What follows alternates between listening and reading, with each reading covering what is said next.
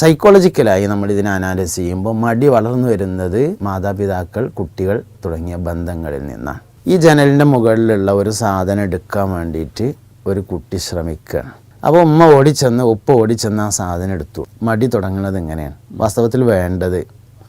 അതെടുക്കാൻ വേണ്ടി സ്റ്റൂളുമ്മ കയറാൻ നോക്കുമ്പോൾ അതിൻ്റെ അടുത്ത് ചെന്ന് നിൽക്കണം. മോൻ ധൈര്യമായിട്ട് കയറിക്കോ, വാപ്പ ഇവിടെ ഉണ്ട് എന്ന് പറയണം. എന്നിട്ട് ഓൻ തന്നെ കയറിയിട്ട് അവൻ തന്നെ എടുക്കണം. അതിന് സപ്പോർട്ടായിട്ട് വാപ്പ നിന്ന് കൊടുക്കുകയാണ് വേണ്ടത്.